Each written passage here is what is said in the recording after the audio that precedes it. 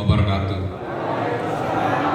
Yang sungguh saya hormati dan terus terang saya pertama kali ini ketemu, saya langsung hormat, jatuh cinta, menaruh rasa hormat Ketua Umum Bapak Kiai Haji Khalid Hidayah Hasyim selaku Ketua Umum Forum Silaturahmi Ulama Indonesia yang tadi telah menyampaikan sambutannya secara menggebu-gebu. Itu merupakan energi bagi saya, Pak Kiai. Jadi tadi langsung menyampaikan message bahwa tidak minta apa-apa, tetapi kalau menang harus ingat apa-apa.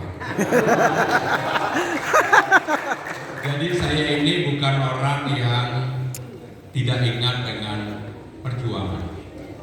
Sungguh saya ingin menceritakan, tapi sebelumnya saya juga hormati Ustadz Dr. Kiai Usman Umar, Umi Tatu Roma, juga Ratu Roma yang dulu anggota DPR RI Komisi 10. Senyumnya masih sama, Bu.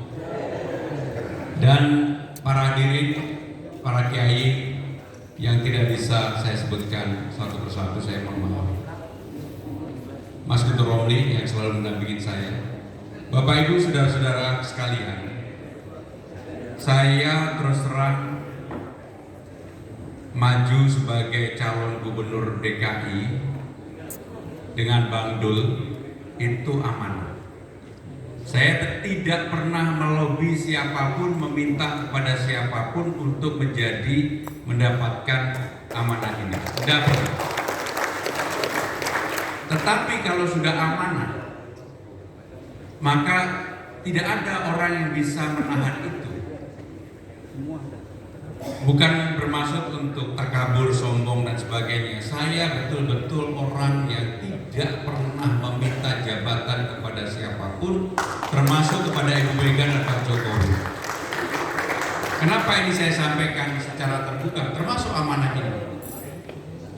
Karena orang tidak tahu, saya ini sudah merencanakan menjadi pejabat sudah 25 tahun.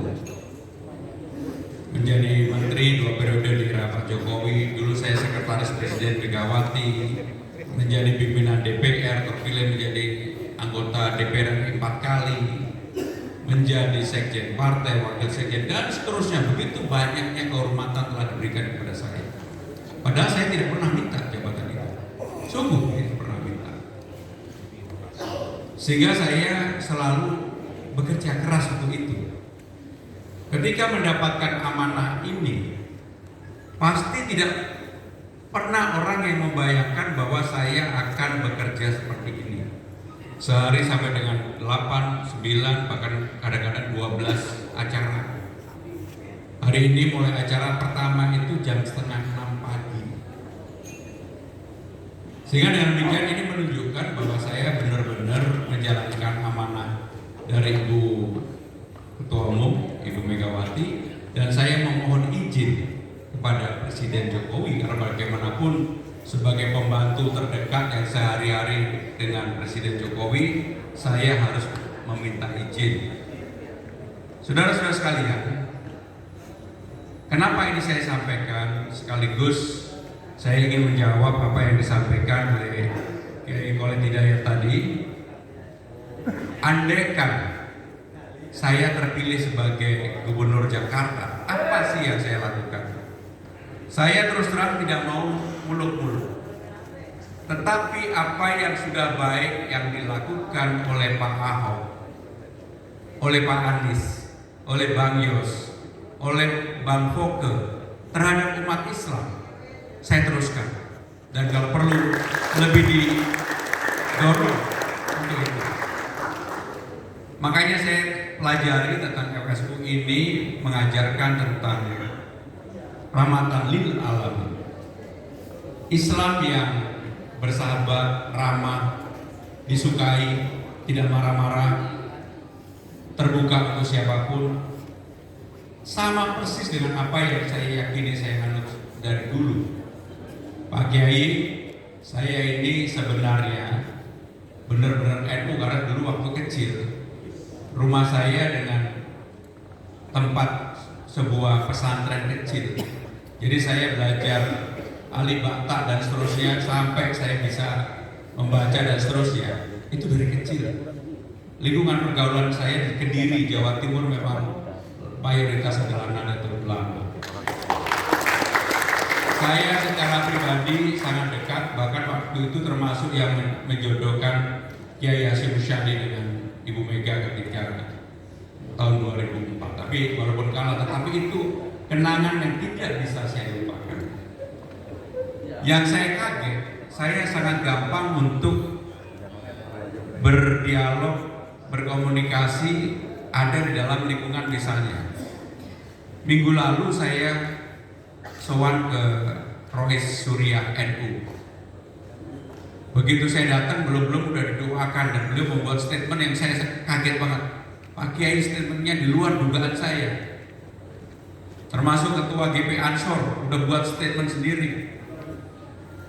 Sehingga dengan demikian saudara-saudara sekalian, saya mohon didukung, didoakan, dan semoga amanah ini menjadi kebaikan bagi masyarakat muslim yang ada di Jakarta, terutama wabil khusus kepada FSUI. Yang berikutnya yang saya ingin katakan bahwa apa program yang sudah baik dari Pak Ahok misalnya, mengumrohkan marbot, memberangkatkan umroh para guru ngaji dan sebagainya, insya Allah akan saya teruskan. Pak Kiai, Bapak boleh cek di tempat saya ketika saya menjabat sebagai Menteri Sekretaris Kabinet 2 periode. Dulu tidak ada yang diberangkatkan haji setiap periode. Tapi karena saya fight dengan Menteri Agama dan di tempat saya lah kantor presiden yang utama yang berkaitan dengan substansi. Saya bilang sama Pak Menteri Agama, kalau di tempat saya tidak diberangkatkan, bukan saya, tetapi terutama yang di bawah, mulai dari cleaning service, security, protokol, maka alhamdulillah awalnya hanya dikasih 2 berangkat setiap tahun, terakhir sudah 8 orang yang diberangkatkan haji. Ini kan bentuk bahwa kita memang betul-betul berpihak kepada itu. Jadi sekali lagi Pak Kiai, Ketua Umum FSUI, tidak usah khawatir, saya bukan orang yang gampang janji. Tetapi saya orang yang mencoba untuk bisa memenuhi janji. Saya kenal dengan Pak Samaluk, tadi ada Pak Samaluk, udah lama banget. Ketika sama-sama menjadi profesional di Kalimantan Timur, saya penguasa tambang A, Pak Samaluk waktu itu di tambang B, kita berdua tarik-menarik berselisih lah tentang batas dan macam-macam. Tapi insya Allah saya benar-benar Pak Samaluk merasa bersyukur bertemu kembali dengan Bapak, walaupun berulang kali beliau menyampaikan salam dan juga saya tahu pasti beliau mendoakan saya. Sama sekali lagi tidak pernah meminta jabatan, tapi saya sekarang ini yang diragukan awalnya dianggap sebagai Mas Pram ini ngapain turun gunung, udah hidupnya nyaman enak ngapain turun gunung. Saya jawab, bukan turun gunung, ini naik gunung yang tinggi sekali. Begitu dahsyat ujiannya, begitu dahsyat tekadnya. Tetapi saya hari ini datang di tempat ini, saya merasakan energi yang diberikan, doa yang diberikan, dorongan yang diberikan, ketulusan yang diberikan, kesungguhan yang diberikan. Insya Allah itu menjadi kekuatan bagi saya pribadi. Para kiai, alim ulama yang saya hormati, sekali lagi saya tidak muluk-muluk. Saya akan melakukan apa yang saya yakini, menyelesaikan persoalan yang ada di bawah. Jadi programnya bukan bagaimana membuat Jakarta itu tiba-tiba menjadi Dubai, New York atau apapun, enggak. Saya ingin persoalan di bawah itu selesai. Yang kecil-kecil aja. Contoh.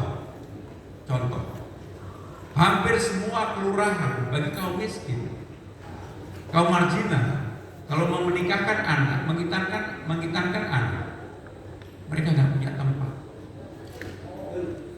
Kenapa nggak kita bangun balai rakyat misalnya, yang betul-betul dibangun oleh pemerintah daerah Jakarta dan dikelola secara profesional. Di situ kemudian kita titipkan, kita tempatkan 3-4 orang pasukan orange yang pada waktu itu dibuat oleh Pak Ahok maupun yang dibuat oleh Pak Anies, yang bertanggung jawab untuk menjaga kebersihan. Fungsinya apa balai rakyat? Semua warga yang tidak mampu kalau mau menikahkan anaknya gratis. Semua orang yang tidak mampu mau menikahkan anaknya ada tempatnya untuk bersilaturahmi. Semua orang yang tidak mampu ingin berkebudayaan, menari, berseni, ada tempatnya. Inilah yang sudah lama hilang di tempat Jakarta ini. Begitu diskriminasi menengah ke atas dan menengah ke bawah ini terasa sekali. Saya secara jujur ingin mengatakan, saya termasuk orang yang diberikan banyak kemudahan. Dan menurut saya sudah waktunya saya untuk, kalau saya diberikan amanah, melakukan sesuatu yang sederhana untuk menjawab amanah yang saya nikmati selama ini. Saya nggak mau muluk-muluk. Dan bahkan saya sudah pengen menyampaikan, udahlah, termasuk saya berani untuk tidak populer menjadi gubernur Jakarta selama rakyatnya makmur, selama rakyatnya bahagia, selama rakyatnya aman, selama rakyatnya miskin kotanya yang paling bawah mendapatkan kemudahan. Banyak persoalan yang tidak terselesaikan, kampung bayar, macam-macam. Maka saya minta, saya dibantu oleh Mas Guntur Romli ini untuk memotret bagaimana persoalan di bawah.